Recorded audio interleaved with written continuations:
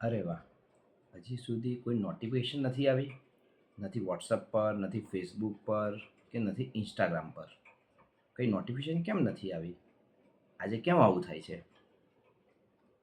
તો હેલો મિત્રો, તો કદાચ તમારી સાથે પણ આવું કંઈક બનતું હશે કે તમારો ફોન થોડોક ટાઈમ પડ્યો હોય અને તમે દર 2 મિનિટે, 5 મિનિટે શું તમે પણ નોટિફિકેશન ચેક કરો છો?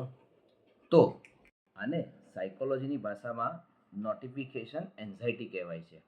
એટલે કે દર થોડા થોડા ટાઈમે નોટિફિકેશન આવવી અથવા નોટિફિકેશનનો મેસેજ વાગવો એવો ભ્રમ થયા કરે છે અને નોટિફિકેશન ચેક કરવાની એક આદત પડી જાય છે.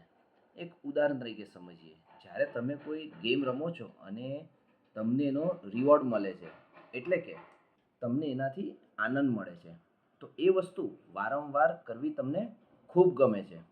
પર એવી જ રીતે જ્યારે તમારા ફોનમાં કોઈ પણ નોટિફિકેશન વાગે તો તમારા બ્રેનમાં એક ડોપામિન નામનું રસાયણ રિલીઝ થાય છે, જેના કારણે તમને એક પ્રકારનો આનંદ અને શાંતિ મળે છે.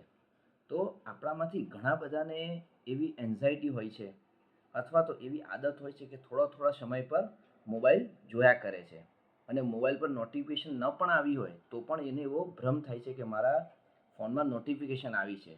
અને ઘણા કેસ તો ત્યાં સુધીના આવે છે કે મોબાઈલ સ્વિચ ઓફ હોય અથવા તો મોબાઈલ સાયલન્ટ પર હોય તો પણ થોડી થોડી વારે અથવા તો રાત્રે, અડધી રાત્રે ઉઠીને પણ એ લોકો મોબાઈલ ચેક કરતા હોય છે. તો આ એક પ્રકારની ડિસીઝ છે.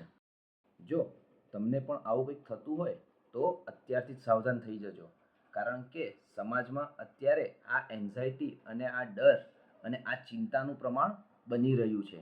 કારણ કે 100માંથી 80 જણાને આ અત્યારે પ્રોબ્લેમ થવા માંડ્યો છે. તો હવે આપણે વાત કરીએ કે આ પ્રોબ્લેમને દૂર કરવા માટે આપણે શું કરી શકીએ. સૌથી પહેલાં તો તમારા ફોનમાં જે પણ અનનોન એપ્લિકેશન અથવા તો જે પણ એપ્લિકેશન છે એમાં નોટિફિકેશન ના કામની હોય એ બંધ કરી દો, જેના કારણે તમારી અડધી નોટિફિકેશન તો એમ જ બંધ થઈ જશે. બીજી વાત, અઠવાડિયામાં એક દિવસ નક્કી કરો જેમાં આખો દિવસ ફોન નહીં વાપરો એવું એક પ્રણ લો, જેને કારણે તમારું મગજ એ વસ્તુને ધીરે ધીરે એક્સેપ્ટ કરતું થશે. રાત્રે સૂતા પહેલાં મોબાઈલનું ઇન્ટરનેટ બંધ કરી દો, જેને કારણે તમને જે સ્લીપ ડિસઓર્ડર એટલે કે ઊંઘ ઓછી આવવી, તણાવ રહેવો, આ બધી બીમારીઓથી તમે દૂર રહી શકશો.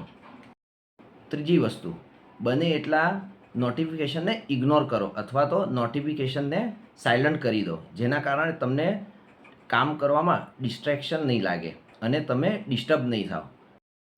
જો આપણે આ થોડાક ઉપર જો વર્ક કરશું તો 101% આપણે આ એન્ઝાયટી અથવા તો આ એક જે આદત છે એનાથી આપણે 100% દૂર થઈ શકશું. તો આ માહિતી તમારા બીજા ફ્રેન્ડને શેર કરો જેણે આ પ્રોબ્લેમ હોય, જેને કારણે એને પણ આ વસ્તુથી દૂર રહેવા માટે હેલ્પ મળે. Thank you.